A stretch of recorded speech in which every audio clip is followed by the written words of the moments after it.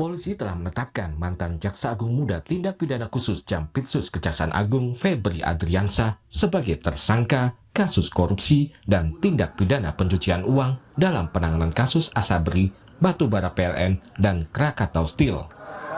Selain ex-Jampitsus, polisi juga telah menetapkan satu tersangka lainnya dari pihak swasta. Dan berdasarkan gelar perkara, kita telah menetapkan dua tersangka saat ini, yaitu saudara DR yang telah diduga melakukan tindak pidana pencucian uang yang diduga berasal dari tindak pidana korupsi. Kemudian kita juga telah menetapkan saudara FA dalam perkara dugaan tindak pidana korupsi dan atau tindak pidana pencucian uang dalam proses penanganan hukum oleh pegawai negeri atau oknum penyelenggara negara dalam perkara PT Asabri dan atau tindak pidana korupsi lainnya. Polisi juga telah melimpahkan penanganan perkara dugaan korupsi yang melibatkan ex-Jampitsus Febri Adriansyah ke Kejaksaan Agung. Kami selaku penyidik, selaku Jampitsus akan memastikan alat bukti yang ada, barang bukti yang ada, hubungan kausalitas dengan apa yang disangkakan. Yang lebih penting juga kita tetap menghormati asas praduga tak bersalah. Mantan Ketua KPK Abraham Samad menilai pengusutan kasus TPPU akan membuka siapa saja yang terlibat serta perannya dalam kasus ini. Karena apa? Ini akan berkembang jauh. Karena kalau kita menggunakan TPPU itu akan kelihatan tuh karena ada prinsip follow the money, follow the suspect ya. Jadi akan kelihatan tuh kemana aliran-aliran dana dari hasil korupsi itu. Jadi masyarakat akan melihat siapa-siapa sih nantinya akan terlibat tuh. Karena ada prinsip di TPPU itu ya. Sehingga ini akan terbuka semua dan ada peran-peran juga yang sangat signifikan di dalam tindak pidana pencucian uang yang itu akan harus digali ya, akan dibongkar. Ada yang disebut gatekeeper. Gatekeeper itu adalah ada institusi ya, ada institusi atau orang-orang tertentu yang menampung duit-duit dari hasil korupsi itu yang kemudian disamarkan seolah-olah hasil itu menjadi uang yang legal, bukan uang yang ilegal. Kira-kira. Dalam penanganan kasus ini, polisi telah melakukan penggeledahan di 13 lokasi. Polisi menyita barang bukti berupa uang tunai 476 miliar rupiah dan emas batangan seberat 74 kg. Tim Liputan, Kompas TV.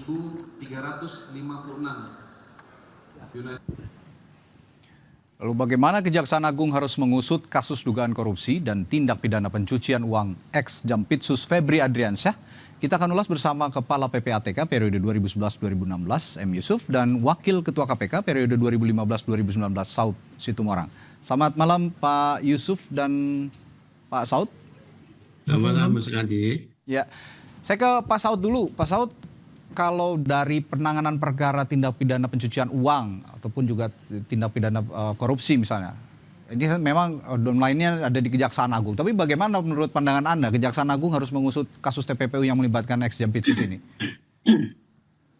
Sebenarnya ketika penyelidikan sudah dimulai itu sebenarnya asumsi saya penyelidikan cukup lama ya. Apalagi penyidikannya. Penyelidikannya cukup lama, penyidikannya walaupun baru kemudian disebut-sebut kemarin, dan kan kalau di penyidikan kan harus sudah menyebut nama, soal dia menggeledah dan seterusnya itu soal lain gitu. Tapi maksud saya gini, siapa berbuat apa, terus itu kan udah dari awal tuh udah kelihatan sebenarnya, di mana kan nanti akan ada unsur-unsur yang harus memenuhi dari tindak pidana itu. Jadi kalau kemudian disebutnya dia menerima sesuatu, nah itu kan selalu harus ada balikannya gitu. Enggak juga ada orang memberi sesuatu tanpa ada sebab dan akibat dan prosesnya seperti apa. Sehingga dari sana nanti akan terlihat siapa berbuat apa, siapa menerima apa, terus kemudian itu dikemanakan gitu. Soal kemudian TPPU akan menjelaskan teori-teori yang nanti Pak Yusuf akan jelasin ya.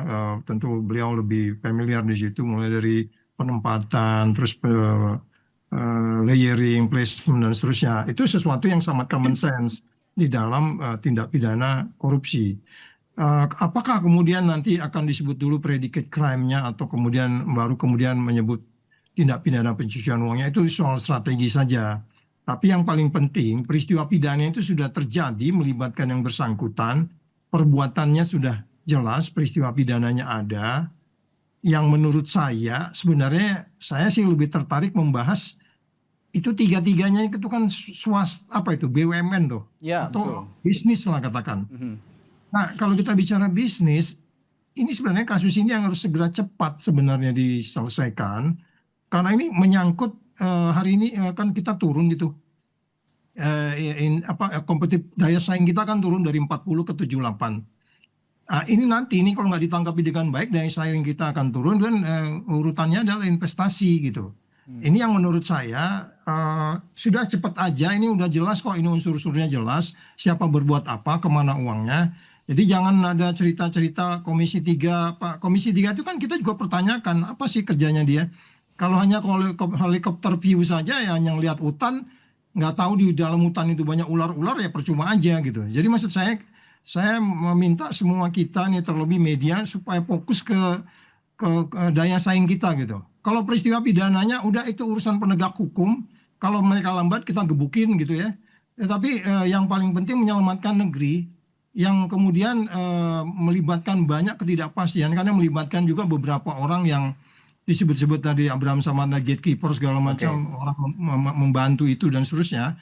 Jadi saya lebih cenderung tertarik ke sana, Mas Radit. Oke. Jadi bukan di Komisi 3 panjanya, melainkan komisi di DPR yang bermitra dengan perusahaan-perusahaan BUMN itu ya, dengan BUMN lah terutama ya, Pak Saud ya.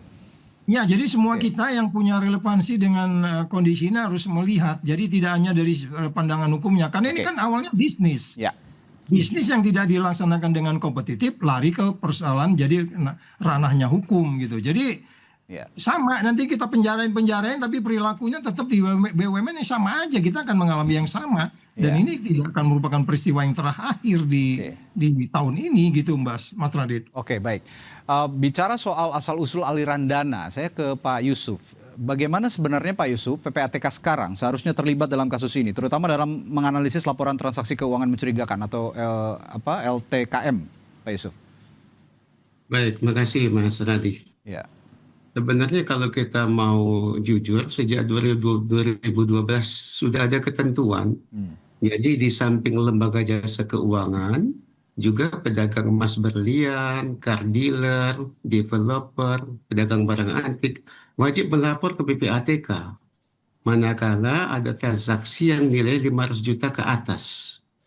Nah, kalau kita sekarang ini kesempatan PPATK mencari tahu mengapa ada emas 74 kilo kok tidak terdeteksi. Betul. Itu PPATK perlu turun dengan kewenangan pemeriksaan. Yang kedua, bahwa tentang uang tunai, ini kan masalah besar, Mas Radhi. Kami pernah nulis bahwa perlu ada regulasi pembatasan transaksi tunai. Kita tidak bisa hanya seperti pemadam kebakaran. Mesti pencegahan dari hulu, Pak. Semua suap dengan cash. Kalau uang ini diatur tentang larangan penggunaan uang tunai pada jumlah tertentu, maka instrumen untuk melakukan penyuapan itu hampir tidak ada. Kalau kita kasus ini, kemungkinan besar tindak pidana asalnya itu adalah satu pemerasan, menggunakan salah seorang profesi DR itu, seorang oknum pengacara. Yang kedua suap, yang ketiga gratifikasi. Nah, tadi Pak Saud minta supaya cepat. Kalau saya pikir bukan masa cepatnya Pak Saud, tapi ini harus jadi tindak pidana terakhir melibatkan oknum aparat. Artinya, dari pihak Pitsus perlu melakukan pendalaman siapa saja terlibat di sini. Ini tidak mungkin satu orang, Pak. Begitu banyak duitnya. Pihak yang menyuap, yang memberi perlu juga diberi sanksi supaya putus kasusnya selesai, tidak terulang lagi. Nah, yang berikutnya lagi bahwa kalau kita lihat, ini perlu ada konsentrasi, Pak. Kejaksaan perlu menyiapkan ahli yang bisa membackup tentang apa yang diinginkan oleh kejaksaan nantinya. Misalnya dari PPATK ada Dr. Yunus Husain punya pengalaman misalnya. Dari ahli pidana banyak kita bisa pakai seperti itu. Nah, yang berikutnya lagi Pak, pajak juga perlu tahu nih Pak, kemana selama ini oknum mereka dalam melakukan, kan dari lifestyle kelihatan ada rumah di Sentul, ada rumah juga di Blok M, ada juga rumah di Jalan di Keramat Pela. Itu pada saat beli begitu besar harganya, ada nggak pajaknya? Dari mana sumbernya? Nah, kalau tadi tahun 2012 diikutin pedagang mobil, developer, mulai pelapor pada Akan cepat PPATK, terdeteksinya ya Pak? jelas Pak itu masalahnya. Ya, Jadi ya, ini ya, ya. perlu ada tindakan bersama dari seluruh instansi yang berwenang, Pak Radi. Oke, tapi kalau kita bicara prioritas awal penyidikan, bicara asal-usul juga, apa yang penyidik harus lakukan awal mulanya untuk mengusut asal-usul aliran dana ini, Pak? Kalau dari perspektif PPATK. Di PPATK ada 3 kewenangan mereka melakukan penelitian untuk kirim produknya informasi. Ini Oke. sifatnya tidak terlalu dalam ya. Yang kedua hasil analisis. Yang ketiga pemeriksaan, dia seperti seorang akuntan meriksa di bank, Pak. Nah, kalau itu dipakai kewenangan itu akan terbongkar lah ini secara menyeluruh. Artinya perlu waktu memang. Nah, masalah waktu ini kan bisa dibagi oleh kejaksaan. Pertama maju kasus tipikornya dulu, Pak, supaya dia tidak lepas demi hukum. Menyusul kasus TPPU-nya. Sebab kalau cuma pinggiran-pinggiran yang disikat, maka tidak akan bermakna untuk pencegahan korupsi ke depan. Itu kira-kira Pak Radi. Oke. Nah, ini sekarang kan sudah dilimpahkan nih Pak Saud ya ke kejaksaan. Nah, kira-kira tahapan selanjutnya yang harus benar-benar dicermati itu apa Pak Saud kalau mencermati kasus ini? Ya kalau kita bicara pelimpahan kan tentu kita berharap tuh dalam pemikiran saya apakah memang ini nanti sudah bisa P21 sehingga kecepatannya dipenuhi tadi. Oke. Tentu Pak Yusuf katakan kedalaman itu juga penting ya nanti. Jadi tentu penyelidik, penuntut juga akan punya strategi untuk mencapai kedalaman itu. Tetapi yang sudah di permukaan saat ini itu di follow up baik apa subsequent urutan-urutan yang cepat gitu ya. Apakah pelimpahan ini dalam perspektif saya memang ini bukan hanya dalam pengertian pelimpahan supervisi ya. Kalau supervisi kan itu ada perdebatan apakah ke KPK dan seterusnya. Kalau KPK kan fungsinya koordinasi, supervisi, monitoring pencegahan penindakan, tapi itu ada proses, nggak bisa dilimpahkan begitu saja. Nah, itu undang-undangnya mengatakan demikian. Jadi ada proses supervisi dulu, ada hambatan atau tidak dan seterusnya. Nah dalam itu kalau bicara pelimpahan. Jadi dalam pikiran saya yang dilimpahkan ini sebenarnya bahwa berkas itu udah lengkap dan saya pikir tinggal nanti pihak kejaksaan untuk melihat apakah memang sudah memenuhi unsur-unsur itu kemudian mereka segera dilimpahkan ke pengadilan dan seterusnya. Jadi dalam pikiran saya seperti itu karena memang kan cukup lama nih. Ya kan nggak mungkin juga karena peristiwanya kan selalu itu kalau untuk Asabri aja kan tahun berapa tuh di 2022 something. Jadi saya pikir ini tinggal bagaimana mereka bisa memproses itu untuk kemudian meyakinkan kepada semua pihak yang terkait dalam hal ini karena kelihatan kan ada framing tarik menarik nih sandera menyandera segala macam. Padahal sebenarnya kan musuhnya sama, ngapain sandera menyandera? Kan musuhnya sama gitu. Itu Mas Radit. Tapi yang menarik begini juga Pak Saud, kalau memang melihat pelimpahan kasus ini ke kejaksaan, tapi yang punya kasus ini kan juga sebenarnya ex Jampitsus di Kejaksaan Agung. Nah kira-kira Pak Saud melihat indikasi konflik kepentingan ada nggak dalam kasus ini? Karena Febri juga pernah menangani kasus-kasus besar di kejaksaan sebagai Jampitsus. Oh ya itu udah otomatis. Di negeri kita ini kan persoalannya transparansi, accountability, konflik kepentingan dan kemudian tidak fair. Ini udah pasti kita harus kita gunakan nih 4 sensor ini terhadap mereka. Apakah mereka transparan? Apakah mereka akuntabel? Apakah mereka bebas konflik kepentingan? Apakah mereka melakukannya dengan fair? Fair itu kan ini kenapa Pak Yusuf udah kirim sinyal. Fair itu artinya kan semua yang terkait dengan ini harus didalemin. Jadi artinya kita tetap wanti-wanti itu. Tetapi lembaga pengawasan selain Komisi 3 dan kemudian ada Komjak di sana. Saya ngerti tugasnya Komjak itu apa tuh di sana itu di kejaksaan itu. Itu ada Komjak ya. Tapi jangan Komjak itu juga mirip dengan Dewas di KPK yang hanya mereka kayak stempel-stempel gitu nggak berani manggil dalamin ini kenapa lambat ini udah menjadi perhatian presiden dan seterusnya. Jadi lembaga pengawas harus semua turun termasuk kita, termasuk media. Jadi kalau nggak transparan kita harus curiga. Oke, kalau nggak transparan harus curiga. Ya, Pak Yusuf. Konflik kepentingan indikasinya kita Mas Raji udah ingatkan kita potensi konflik kepentingannya. Itu yang dia. disebut orang sebagai jeruk makan jeruk itu apa bisa gitu. Itu dia. Pak Yusuf, kalau kita melihat prinsip follow the money, kira-kira apakah kejaksaan juga bisa menelusuri? Tadi kan Pak Yusuf juga sempat bilang ya bahwa ini tidak mungkin bergerak sendiri, pasti ada kaki tangan. Nah, bisa nggak itu terungkap kira-kira kalau dari prinsip penelusuran PPATK dengan melihat prinsip follow the money itu tadi? Sepanjang mereka menggunakan instrumen resmi seperti perbankan, transfer, pasti bisa. Pasti bisa ya? Kita lihat kasusnya Laborasitorus. Itu join antara PPATK, Barreskrim berkantor di Kejaksaan Tinggi Papua. Bisa Pak diungkap. Kasusnya Asian Negeri, kita temukan sampai aset di luar negeri Pak. Kasus obat tertular juga bisa. Sepanjang dia pakai instrumen resmi, pasti tidak ada hambatan. Masalah sekarang ini, ada nggak willingness ke sana? Yang kedua, ada nggak greget untuk menyudahi kasus seperti ini? Maka saya berharap banyak bahwa Komisi 3, KPK, masyarakat, kemudian lagi Komjak, itu bergerak dengan irama yang sama. Pastikan bahwa tidak ada kong-kali-kong di sini. Pastikan semua berjalan dengan baik. Saya meyakini bahwa Pak Rudi Margono sebagai seorang Jamwas sekarang PLT, dia punya integritas. Oke. Jaksa Agung juga tentu tidak akan malu, tidak ingin malu dua kali, Pak. Kita berharap banyak mereka bisa on the track dan semua diungkap dengan jujur, dengan fair kalau bahasanya Pak Saud tadi. Oke, balik lagi ke apa ya, mencegah adanya konflik kepentingan Pak Saud. Nah, kira-kira sekarang kan KPK juga apa ya, melibatkan diri untuk supervisi dalam kasus ini. Kira-kira sejauh mana KPK juga harusnya bisa melakukan supervisi, mengawasi tidak adanya konflik kepentingan itu tadi?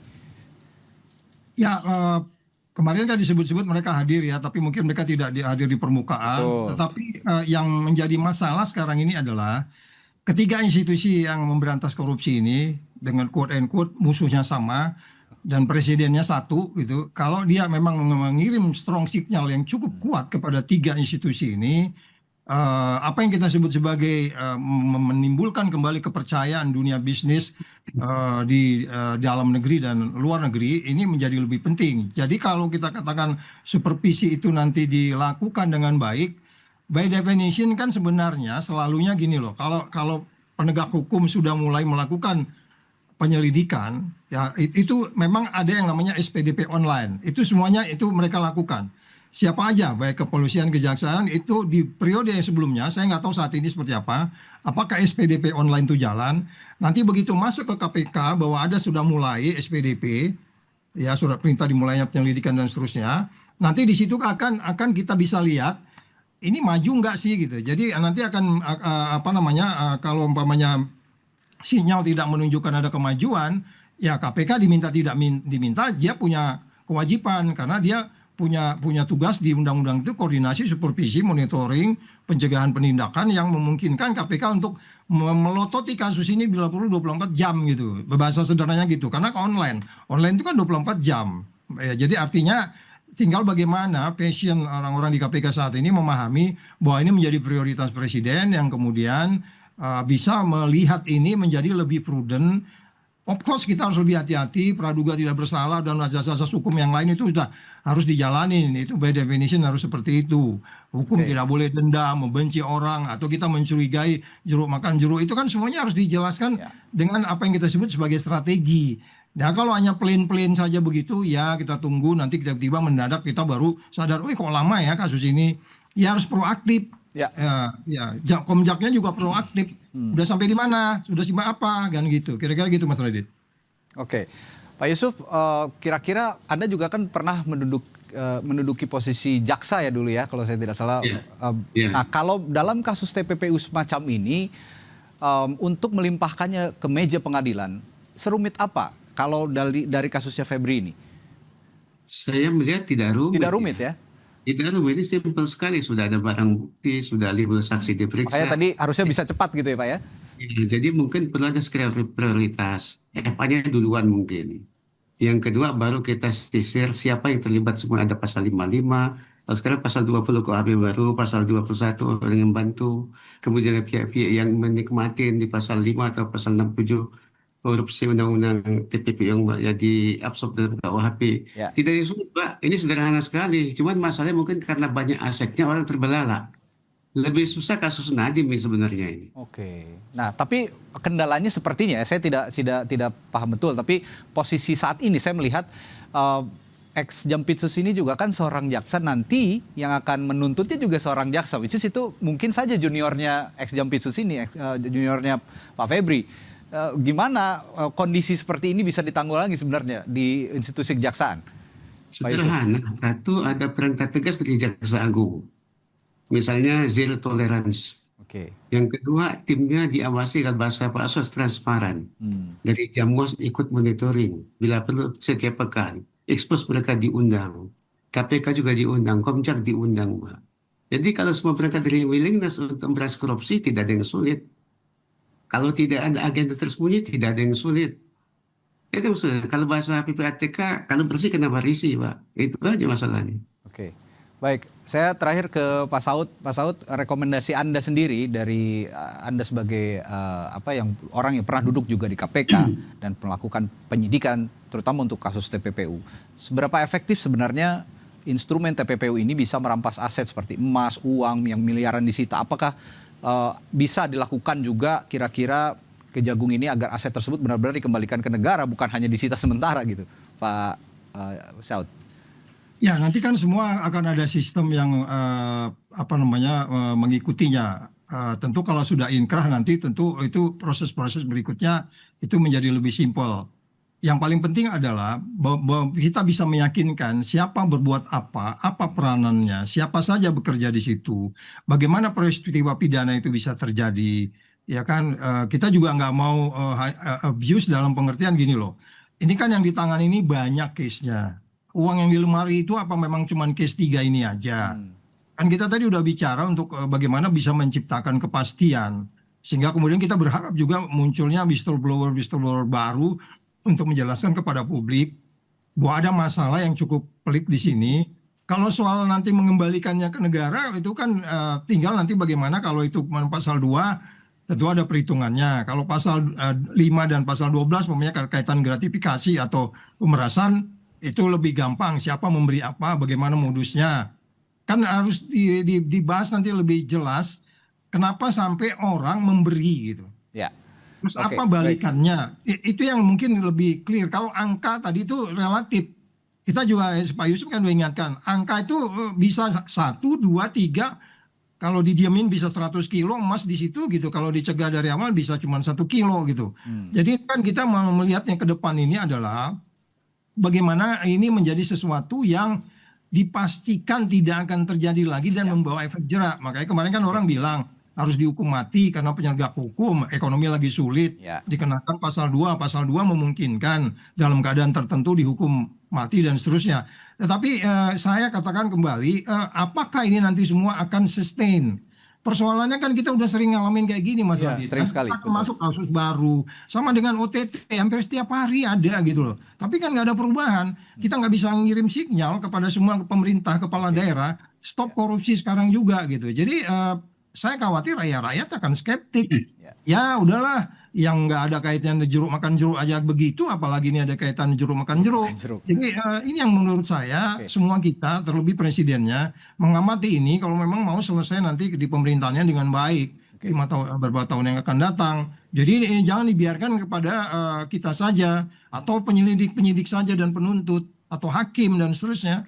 Jadi duduk sama-sama, mau nggak kita bikin efek jerak, mau nggak kita serius sustain memberantas korupsi. Kalau itu kita lakukan, menjadi lebih sederhana persoalannya Mas Radit. Oke, artinya ini kata kuncinya sebenarnya dalam penanganan kasus ini adalah transparansi. Karena yang berulah adalah oknum kejaksaan dan yang menangani perkaranya adalah orang-orang yang ada di Kejaksaan Agung itu sendiri.